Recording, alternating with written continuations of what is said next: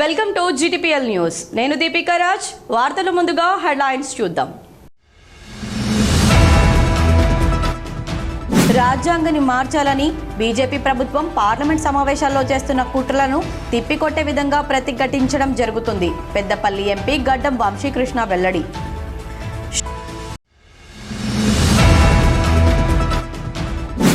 శ్రమ దోపిడీ, సామాజిక అణిచివేత, వివక్షల అంతంకై పోరాడుదాం. సామాజిక న్యాయ సాధన క్యాంపెయిన్ను జయప్రదం చేద్దాం. సిఐటియు ఆర్జీవన్ అధ్యక్షులు ఆరేపల్లి రాజమౌళి పిలుపు.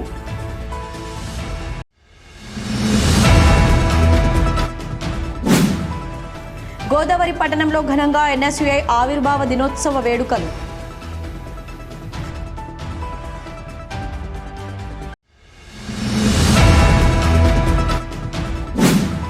రాజ్యాంగాన్ని కాపాడుకోవాల్సిన బాధ్యత అందరిపై ఉంది.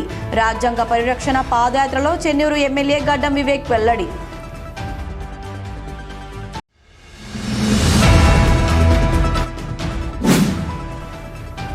సిరిసిల్ల జిల్లాలో పర్యటించిన BRS working president KTR.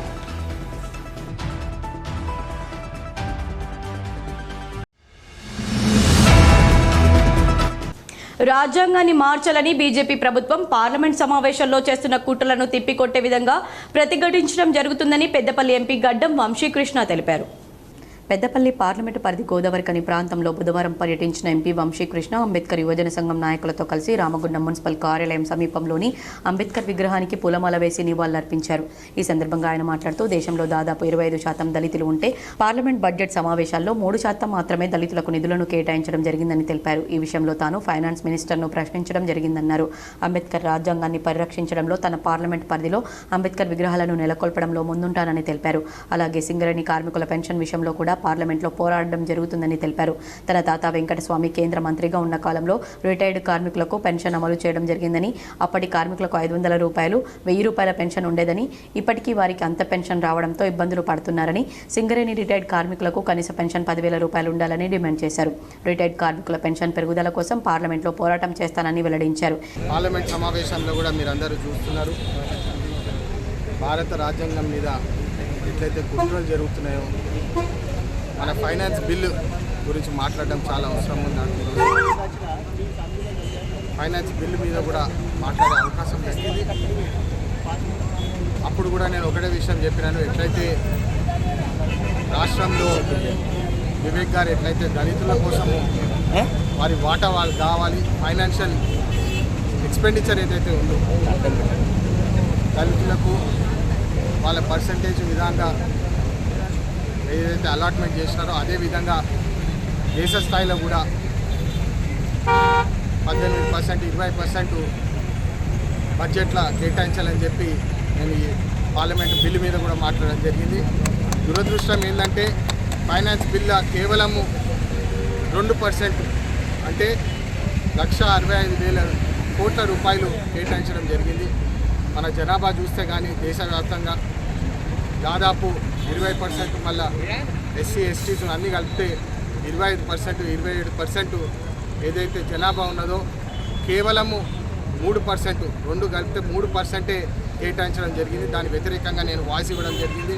Retired కార్మికులు, సింగరేణి కార్మికుల కోసము పెన్షన్ ఏదైతే ఉన్నదో 500 రూపాయల నుంచి 1000 రూపాయల దాకా గతంలో 1989 వెంకటస్వామి గారు ఎప్పుడైతే పెన్షన్ అనౌన్స్ చేసినారో, ఫస్ట్ 35 సంవత్సరాల క్రితం ఏదైతే పెన్షన్ అనౌన్స్ చేసినారో మళ్ళీ అదే రేటు కంటిన్యూ అవుతుంది. 35 సంవత్సరాల తర్వాత కూడా ఇప్పుడు రిటైర్డ్ కార్మికులకు కేవలం 500 రూపాయలు, 1000 రూపాయలు వస్తున్నది.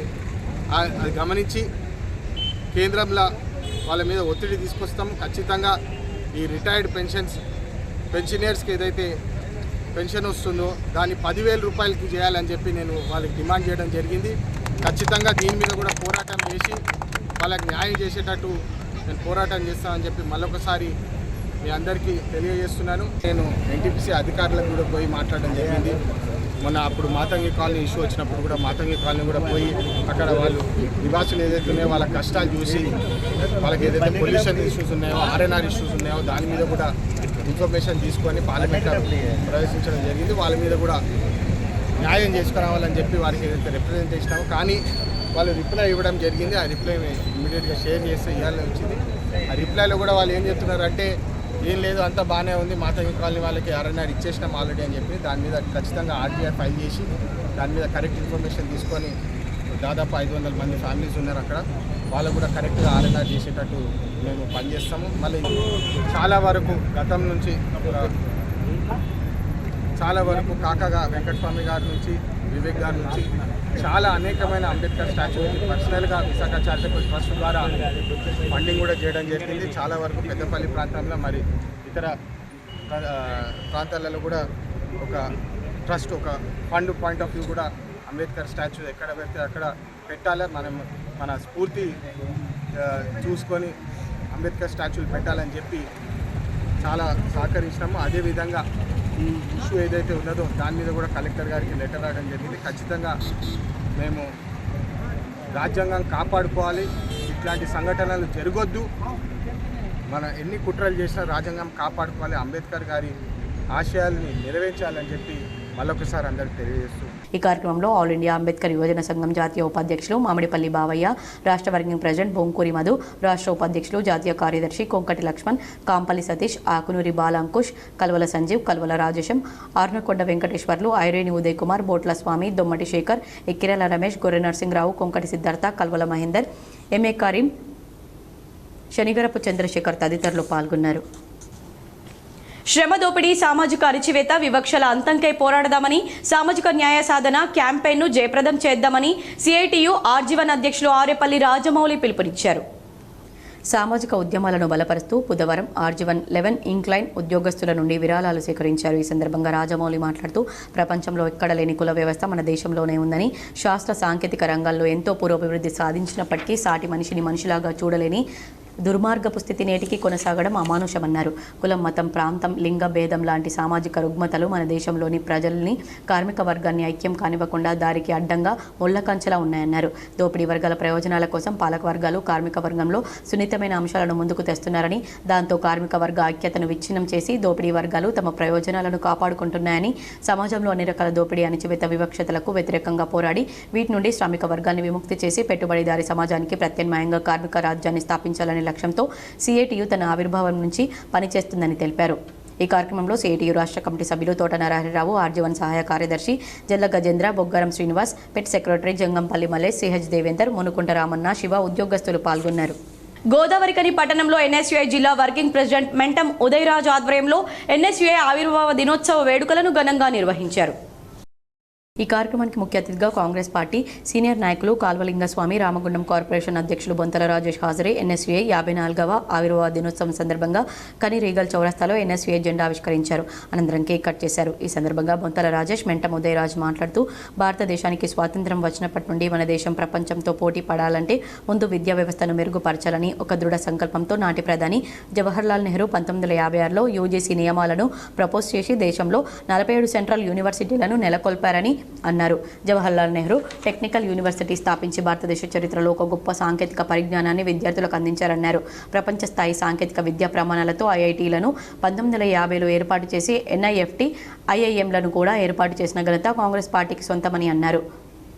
భారతదేశ ఆరోగ్య వ్యవస్థ కూడా పటిష్టంగా ఉండాలనే సంకల్పంతో ఎయిమ్స్ ఢిల్లీ 1956లో ఏర్పాటు చేశారని తెలిపారు. సమాజంలో ఒక విప్లవాత్మక మార్పు కోసం యువత ముందుకు రావాలని, దానికి ఎన్ఎస్యుఐ ఒక మంచి మార్గమని, అలాగే కాంగ్రెస్ పార్టీ ఎప్పుడు యువతకు అండగా ఉంటుందని తెలిపారు. ఈరోజు వెంటనారేషన్ ఏదైందో కాంగ్రెస్ పార్టీకి ఒక వెన్నుముక లాంటిది. దానిలో భాగంగా ఎన్ఎస్ఏ ఒకటి. మరి ఎన్ఎస్ఏ నుంచే ఈరోజు మహేష్ కుమార్ గౌడ్ ఎన్ఎస్ఏ నుంచే పిసిసి అధ్యక్షుడు అయిండు. ఈరోజు మన రాష్ట్ర వ్యవహారాల మంత్రి, రాష్ట్ర వ్యవహారాల ఇన్ఛార్జి మీనాక్షి నటరాజన్ కూడా మరి ఎన్ఎస్ఏ వచ్చిన వారే. సోదరుడు మంత్రివర్యులు మా అన్నగారు పొన్నం ప్రభాకర్ కూడా మరి ఎన్ఎస్ఏ వచ్చిన వ్యక్తే. కాంగ్రెస్ పార్టీ కూడా ఎప్పుడు కూడా గుర్తిస్తే, ఎందుకంటే ఎన్ఎస్ఏ నుంచి ఎవరైతే మొదలవుతారో ఈరోజు కేంద్ర మంత్రి కదాగా అయినారంటే అది కాంగ్రెస్ పార్టీ యొక్క స్వభావం అది. ఎందుకంటే పూర్తి స్థాయిలో ఎన్ఎస్ఐ లీడర్ కాంచెల్లి ఇంత ఎదిగిందంటే అది ఎన్ఎస్ఐల బాధ్యత. పార్టీ గుర్తిస్తుంది కాబట్టి ఖచ్చితంగా రాబోయే రోజులలో స్టూడెంట్ ఆర్గనైజేషన్ యూత్ మొత్తం కూడా మరి రాజకీయాలు వచ్చి మంచి సందేశాన్ని ఇచ్చి ఈ దేశ భవిష్యత్తు కోసం మరి కాపాడాలని చెప్పి ఏదైతే ఈ యొక్క పెరుగుతున్నటువంటి నాగరికతని దృష్టిలో పెట్టుకొని దూరదృష్టితోటి నాటి ప్రధానమంత్రి వర్యులు ఉక్కు మహిళ అయినటువంటి ఇందిరాగాంధీ గారు 1971లో ఏప్రిల్ 9వ రోజున మరి చదువుకున్న విద్యార్థులందరూ కూడా రాజకీయాల్లోకి రావాలి, ఒక విప్లవాత్మకమైనటువంటి మార్పు తీసుకురావాలంటే అది కేవలం యువతతోటి చదువుకున్న విద్యార్థులతోటే సాధ్యమని ఈ యొక్క ఎన్ఎస్యూని ఆవిర్భవించడం జరిగింది. మరి ఒక దేశాన్ని అత్యున్నతమైనటువంటి స్థాయిలో యొక్క ప్రపంచంలోనే ఉంచాలని చెప్పిన ఒక దృఢ సంకల్పంతో మరి నాటి జవహర్లాల్ నెహ్రూ గారు కానీ, రాజీవ్ గాంధీ గారు కానీ, ఐఐటీలు కానీ, ఐఐఎంలు కానీ, ఎయిమ్స్ కానీ ప్రతి ఒక్క విద్యా సంస్థని చాలా దృఢంగా చేయడం జరిగింది. మన రాష్ట్రానికి సంబంధించి కూడా ఇటు ఎన్ఐటి వరంగల్ కానీ, అలాగే జేఎన్టీయూ కానీ ఇట్లాంటి ప్రముఖ విద్యా సంస్థలన్నీ కూడా స్థాపించినటువంటి చరిత్ర కేవలం కాంగ్రెస్ పార్టీ ఘనతనే. అటువంటి కాంగ్రెస్ పార్టీకి వెన్నుబొక్కైనటువంటి మరి ఫ్రంటల్ ఆర్గనైజేషన్ అయినటువంటి ఎన్ఎస్యూఐలో ఉండడం ఇవాళ మా అందరికీ కూడా గర్వకారణం. మా సీనియర్ నాయకులందరూ కూడా ఎన్ఎస్యూఐ నుంచే ఇవాళ ఈ స్థాయికి రావడం జరిగింది. వాళ్ళందరూ మాకు స్ఫూర్తి. మరి రానున్నటువంటి రోజులలో కూడా విద్యార్థులందరూ కూడా ఏకపక్షంగా ఏకకంఠంతో అందరూ కూడా కాంగ్రెస్ పార్టీని స్ట్రెంథెన్ చేసి ఎన్ఎస్యూఐని ఆదరించవలసిందే కోరుతూ కార్యక్రమంలో కాంగ్రెస్ పార్టీ సీనియర్ నాయకులు, తాజా మాజీ కార్పొరేటర్లు, డివిజన్ అధ్యక్షులు, సోషల్ మీడియా వారియర్లు తదితరులు పాల్గొన్నారు. భారతదేశ రాజ్యాంగాన్ని కాపాడుకోవాల్సిన బాధ్యత ప్రతి ఒక్క పౌరుడిపై ఉందని చెన్నూరు ఎమ్మెల్యే గడ్డం వెంకటస్వామి అన్నారు. జై బాపు, జై భీమ్, జై సంవిధాన్ రాజ్యాంగ పరిరక్షణ పాదయాత్ర క్యాతనపల్లి మున్సిపాలిటీ అమరవాది గ్రామంలో ఎమ్మెల్యే వివేక్ ప్రారంభించి మాట్లాడారు. రాజ్యాంగం అమలయ్యి 75 సంవత్సరాలు పూర్తి చేసుకున్న సందర్భంలో దేశ ప్రధాని రాజ్యాంగాన్ని మార్చాలని చేస్తున్న కుట్రలను తిప్పికొట్టాలనే ఉద్దేశంతో కాంగ్రెస్ పార్టీ అగ్రనేత రాహుల్ గాంధీ ఇచ్చిన పిలుపులో భాగంగా ఈ పాదయాత్ర చేపట్టినట్లు ఆయన తెలిపారు. 10 సంవత్సరాల అధికారంలో ఉన్న బీఆర్ఎస్ ప్రభుత్వం పేదలకు ఇస్తానన్న డబుల్ బెడ్రూమ్ ఇళ్లు మంజూరు చేయడంలో విఫలమైందని, ప్రస్తుతం కాంగ్రెస్ ప్రభుత్వం పేదలకు గూడు కల్పించాలనే ఉద్దేశంతో ఇంటి జాగా ఉన్నవారికి 5 లక్షలు, నిరుపేదలకు ఇందిరమ్మ ఇళ్లను మంజూరు చేస్తుందని హామీ ఇచ్చారు. చెన్నూరు నియోజకవర్గ అభివృద్ధికి కట్టుబడి ఉన్నానని, ఈ ప్రాంత ప్రజలకు ఇచ్చిన మాట ప్రకారం అభివృద్ధి పనులు చేస్తున్నానని పేర్కొన్నారు. ప్రజలు ఓపికతో ఉంటే అనుకున్నట్లుగానే అన్ని వర్గాల ప్రజలకు న్యాయం చేస్తామని హితవు పలికారు. కేంద్ర ప్రభుత్వం ఇష్టారీతిన ధరలు పెంచుతుంటే రాష్ట్ర ప్రభుత్వం మాత్రం పేదలకు సన్నబియ్యం, ఉచిత బస్సు, 500కి గ్యాస్ ఇలా ఎన్నో పథకాలను అమలు చేస్తుందని పేర్కొన్నారు. తక్కువ చేయాలని చెప్పి ఏదైతే ప్రయత్నం చేస్తుందో కేంద్రము, దీని వ్యతిరేకంగా మళ్ళీ మన తెలంగాణలో మార్పు కాంగ్రెస్ పార్టీ సత్తాలో వచ్చిన తర్వాత ఈ ప్రజాపాలన ద్వారా ఏదైతే కార్యక్రమాలు జరుగుతున్నాయో ఇవన్నీ కూడా ప్రజల దగ్గరికి తీసుకెళ్లే అవసరం ఉన్నదని చెప్పి ఈ కార్యక్రమం పెట్టుకోవడం జరిగింది. అమ్మ, మీకు ఏదైతే 200 యూనిట్లు రాష్ట్ర ప్రభుత్వం ఫ్రీ జీరో బిల్లింగ్ ఇచ్చిందో వస్తుందా లేదా అని చెప్పి అందరినీ కోరడం జరిగింది. అందరు కూడా చెప్తున్నారు, సార్ మాకు వస్తుందని చెప్పి. అరే, మనకు 10 సంవత్సరాల క్రితము కాంగ్రెస్ హయాం ఉన్నప్పుడు మనకు గ్యాస్ 400 రూపాయలు వస్తుండే, అవునా కదా?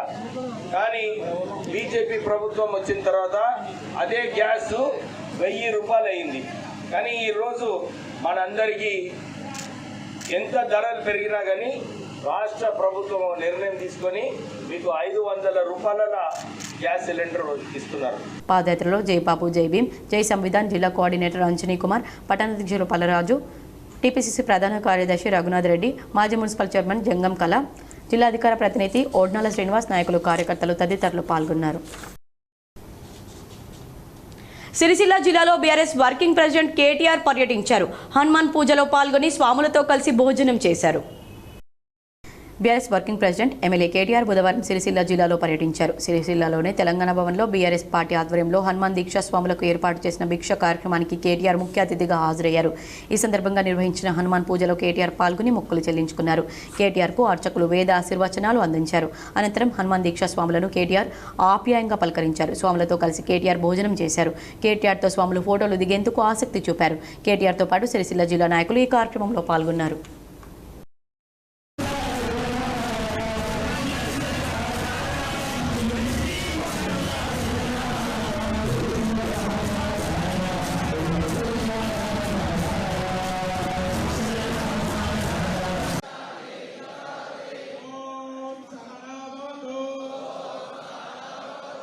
వార్తలు ముగించే ముందు హెడ్లైన్స్ మరోసారి. రాజ్యాంగాన్ని మార్చాలని బీజేపీ ప్రభుత్వం పార్లమెంట్ సమావేశాల్లో చేస్తున్న కుట్రలను తిప్పికొట్టే విధంగా ప్రతిఘటించడం జరుగుతుంది. పెద్దపల్లి ఎంపీ గడ్డం వంశీకృష్ణ వెల్లడి.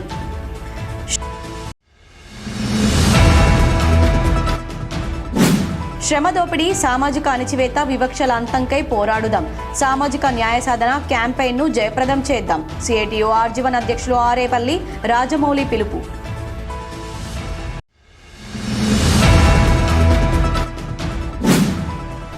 గోదావరి పట్టణంలో ఘనంగా ఎన్ఎస్యుఐ ఆవిర్భావ దినోత్సవ వేడుకలు.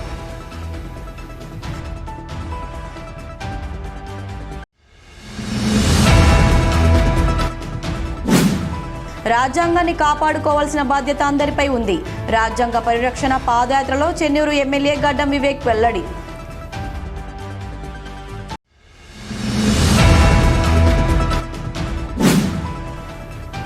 సిరిసిల్ల జిల్లాలో పర్యటించిన బీఆర్ఎస్ వర్కింగ్ ప్రెసిడెంట్ కేటీఆర్.